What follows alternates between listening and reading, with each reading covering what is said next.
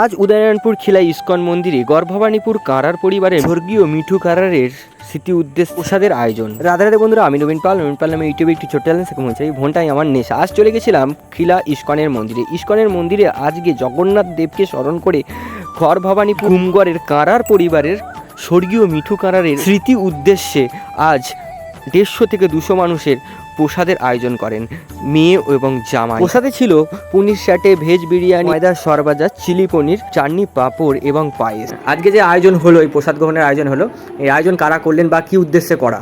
এই আয়োজন করা হয়েছে আমার মায়ের আর কি, মায়ের নাম করে। আমার মায়ের নাম মিঠু কারা, উনি 2 বছর আগে মারা গেছেন। তো ওনার মানে স্মৃতি হিসেবেই এটা আয়োজন করা হয়েছে।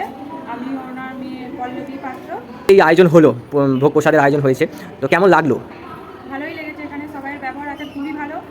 সবাই ভালোভাবে মানে বসিয়ে খাওয়ানো, সবাইকে অনেকবার করে জিজ্ঞাসা করা, সব কিছু মানে খুবই ভালো লেগেছে। নমস্কার, আমরা স্ত্রীর আর কি উদ্দেশ্য করি, স্বর্গীয় মিঠু কারারের উদ্দেশ্য করি, তো আপনার মেয়ে জামাইরা বিশেষ করে এগিয়ে এসে আজকের এই ব্যবস্থাপনা করলেন, তো আপনার কেমন লাগলো বলুন?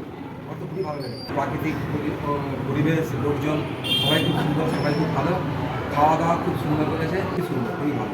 আপনার নাম? আমার নাম শ্রী রমেশচন্দ্র পাল। আর আমি বড়মাই বলছি আপনাকে।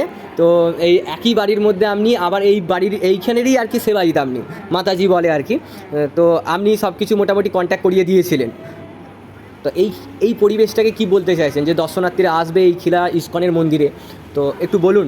বা দর্শন ইস্কনের মন্দিরের ব্যবস্থাপনা খুবই ভালো এবং যাতে আরও ভালো হয়, আরেকটু উন্নত করতে পারে, তার জন্য আমি আশা করছি।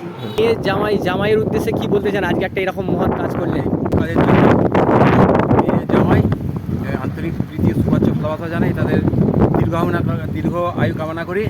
তারা যেন আরও এইসব শুভ কাজের জন্য, শুধু আমার না সবার জন্য এগিয়ে যেতে পারে, এর জন্য ভগবানের কাছে দীর্ঘ আয়ু আর শুভ কামনা করি।